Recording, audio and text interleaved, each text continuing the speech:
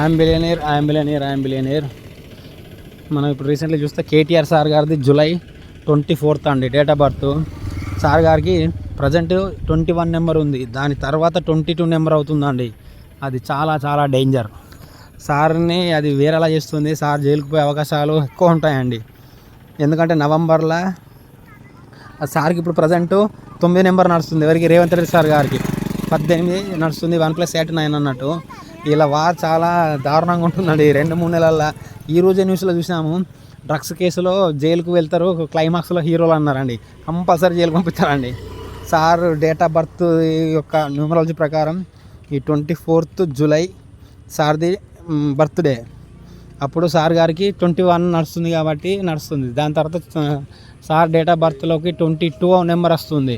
ఆ నెంబర్ అనేది జైలు పాలు చేసేందుకు చాలా ఉంటుంది. యాక్సిడెంట్లు అయ్యేందుకు అవకాశాలు, హెల్త్ ఇష్యూస్ చాలా చాలా చాలా అంటే చాలా ఉంటాయండి. నంబర్స్ అనేది చాలా పవర్ఫుల్ అండి. అప్పుడు 4కు సార్ది, కేటీఆర్ సార్దేమో 4 నెంబర్ వస్తుంది, రేవంత్ రెడ్డి సార్ గారిది 9 వస్తుంది. ఈ 4కు 9కు డెడ్ ఆపోజిట్. అసలు ఎంత యుద్ధం జరుగుతుంది అంటే తెలంగాణ గవర్నమెంట్ అతలాకుతలు అని చెప్తాడు రేవంత్ రెడ్డి సారు. మళ్ళా రేవంత్ రెడ్డి సార్ది నవంబర్లో 17 తారీఖు అయిపోయిన తర్వాత 19 నెంబర్ వస్తుంది. అది ఇంకా డేంజర్, అది పెద్ద మహాసునామీ. అసలు టీఆర్ఎస్ గవర్నమెంట్ని రేంజ్లో వాడుకుంటారండి. అసలు చూడాలా ఏం జరుగుతుందని. 24 జూలై తర్వాత కేటీఆర్ సార్ యొక్క డేట్ ఆఫ్ బర్త్లోకి 22 నెంబర్ ఎంట్రీ అవుతుంది. ఇది వెరీ వెరీ డేంజర్ అండి. రాహు నెంబర్ అంటాము, అది జైలు పాలు చేసే అవకాశాలు ఉంటాయి. యాక్సిడెంట్లు, హెల్త్ చాలా రిస్క్ ఈ కేటీఆర్ సార్ గారికి.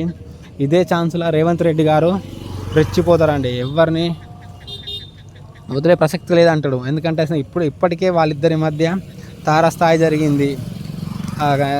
కాళేశ్వరం దాని గురించి ఆ ఇంజనీరింగ్లు అంటే ఆ ఇంజనీరింగ్ చేసినప్పుడు అధికారులకు నోటీసులు ఇవ్వడం, ఏసీబీ దాడులు చేయడం ఇక స్టార్ట్ చేశారు. ఇప్పుడు కంపల్సరీ ఏదో జరిగేటట్టు ఉందండి. మీరు చూడండి, ప్రభాకర్ రెడ్డి సార్ గారిని అమెరికా నుంచి తీపిచ్చుకొచ్చిందంటే ఎంత డేంజర్ అండి. మిగతాలో కూడా తీసుకురావచ్చు కదా.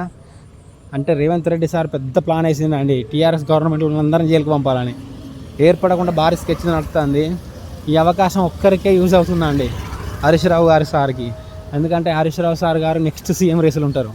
సీఎం రేసులో కాదు, సారే సీఎం అవుతాడు నెక్స్ట్. మళ్ళీ చూద్దాం ఏం జరుగుతుందో. వీళ్ళ మధ్య జరిగిన వార్ ఎంత దూరం పోతుందో చూద్దామండి. I'm billionaire.